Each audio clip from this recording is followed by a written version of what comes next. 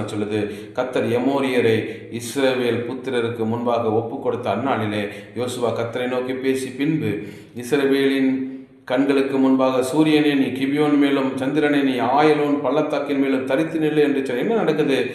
யுத்தம் பெருசாயிட்டே போகுது. பெருசாக பெருசாக பெருசாக வெற்றி வாய்ப்பு பக்கத்தில் வரும் பொழுது இருட்டுது. இப்போ சூரியன் இருட்டிருச்சுன்னா யுத்தத்தை நிறுத்த வேண்டும். ஏன்னா அந்த யுத்தத்தினுடைய கோட்பாட்டின்படி யுத்தத்தை நிறுத்தணும், மறுபடியும் அடுத்த நாள் தான் ஆரம்பிப்பாங்க. அப்போ அடுத்த நாளுங்கிறப்ப கேம் மாறிடும். ஏன்னா அதிக பலத்தோடு வருவாங்க, அதிக ஒரு மீட்டிங்கெல்லாம் போட்டு இப்படி போனால் நம்ம இப்படி அடிக்கலாம் அப்படிங்கிற ஒரு திட்டத்தோடு வருவாங்க.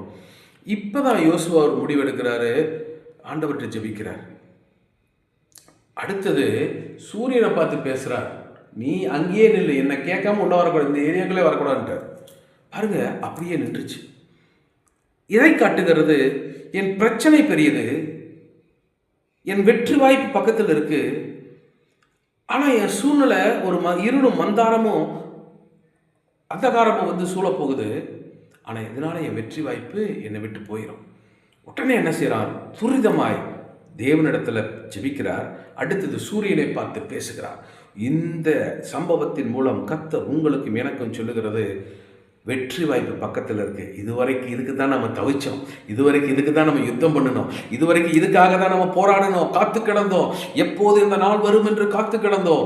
ஆனால் கர்த்தர் என்கவுண்டர் கொடுக்கிற நாள் நம்ம பக்கத்தில் வந்துருச்சு.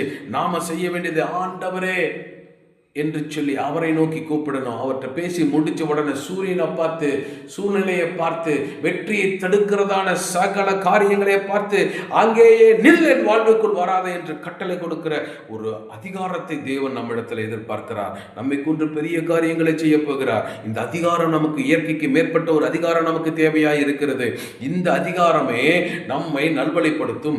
இந்த அதிகாரமே நமக்கு வெற்றியை கொண்டு வரும். இந்த அதிகாரமே பிசாசுகளை துரத்தும். இந்த அதிகாரமே மனிதர்களை கையாளுகிற கிருபைகளை தரும். இந்த அதிகாரமே நாம் ஜெயம் பெறுவதற்கு இருக்கிற தடைகளை உடைக்கும். இந்த அதிகாரமே பாதாள வல்லமைகளை அழித்து போடும். ஆகவே எனக்கு அன்பானவர்களே, சூழ்நிலையை பார்த்து பேசுங்கள், சூரியனை பார்த்து பேசுங்கள், நிற்க சொல்லுங்கள்.